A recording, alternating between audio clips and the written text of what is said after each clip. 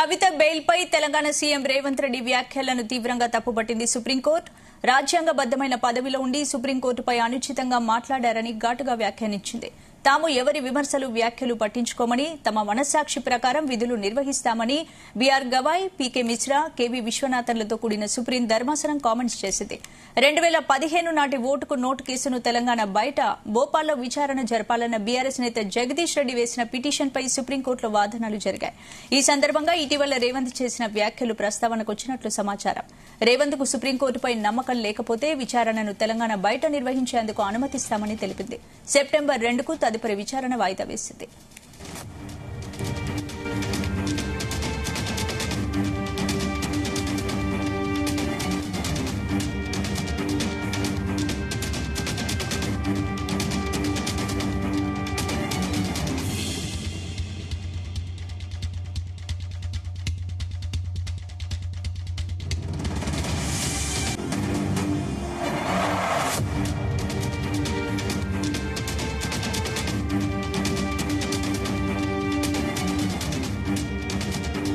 ఇదే అంశానికి సంబంధించి పూర్తి అప్డేట్స్ మా క్రైమ్ బ్యూరో చీఫ్ రవితేజ అందిస్తారు. రవితేజ, ఈ రోజు సుప్రీంకోర్టులో ఓటుకు నోటు కేసు సంబంధించినటువంటి విచారణ సాగింది.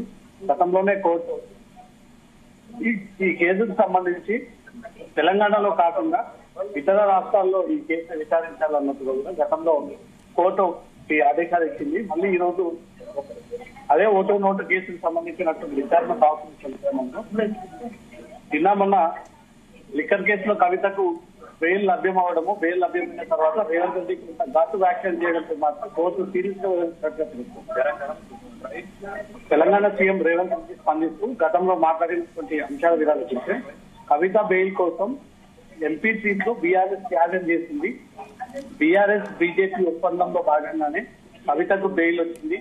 సిసోడియా, కేజ్రీవాల్ కి రానటువంటి బెయిల్ 5 నెలల్లో కల్వకుంట్ల కవితకు ఎలా వచ్చింది? మెదక్, సిరిసిల్ల, సిద్దిపేట, గజ్వేల్ బీజేపీ మెజారిటీ ఇచ్చింది. ఆ విషయాన్ని గతంలో రేవంత్ రెడ్డి బెయిల్ ఎలా వచ్చింది అనే ఒక విషయాన్ని కూడా క్వశ్చన్ చేయడంపై మాత్రం సుప్రీంకోర్టు వివరాన్ని సీరియస్ గా పరిగణలోకి తీసుకుంటూ రేవంత్ రెడ్డి పైన ఆగ్రహం వ్యక్తం చేసినట్లుగా తెలుస్తుంది.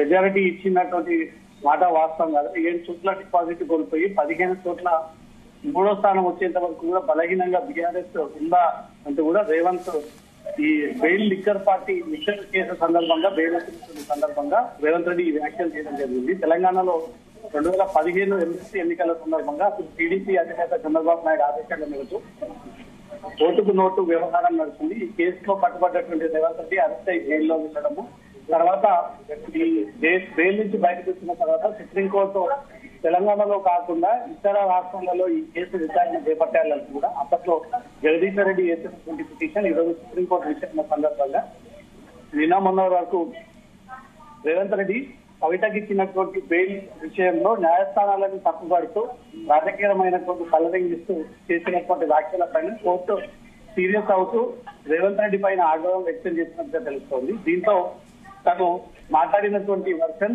ఈ మెదక్, సిరిసిల్ల, సిద్దిపేట, గజ్వేల్లో బీజేపీ మెజారిటీ ఇచ్చింది.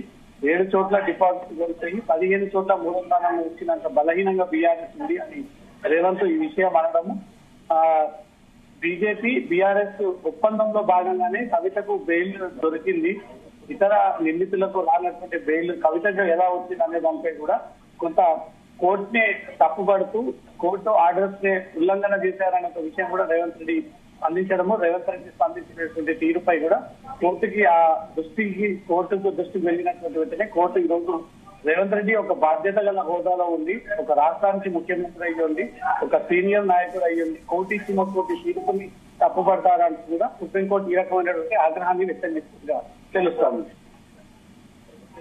అంటే రవితేజ, ఇప్పుడు తదుపరి విచారణ సెప్టెంబర్ 2కు వాయిదా వేసింది కాబట్టి విచారణ ఏ విధంగా సాగే అవకాశం ఉంది? సుప్రీంకోర్టు వ్యాఖ్యలకు సంబంధించి రేవంత్ రెడ్డి ఏ విధంగా రెస్పాండ్ అయ్యే అవకాశం? రేవంత్ రెడ్డి ఇప్పటి వరకు కోర్టుకు సంబంధించినటువంటి ఆగ్రహం వ్యక్తం చేసినటువంటి అంశం పైన ఇక్కడ కూడా పెద్దగా స్పందించలేదు. ఒక బాధ్యత గల హోదాలో ఉంది, సీనియర్ నాయకుడు, ఒక సీఎం హోదాలో ఉన్నటువంటి వ్యక్తి ఈ రకంగా న్యాయస్థానాలు తీర్పునే తప్పుపడతారా అనే దానికి మాత్రం కోర్టు ఆగ్రహం వ్యక్తం చేస్తూ ఈ డిసిజన్ తీసుకున్నట్టుగా తెలుస్తుంది. ఇది ఓటుకు నోటు కేసు సందర్భంగా విచారణ చేసినటువంటి ఒక పక్క ఓటు నోటు కేసు విచారణ సంబంధించి దీన్ని ఏ రాష్ట్రంలో విచారణ చేపట్టాలి, ఎవరి టీం కి ఈ కేసుని అప్పగించాలి అనే దానిపై కూడా ఈ కేసు విచారణ సాగుతా ఉంది.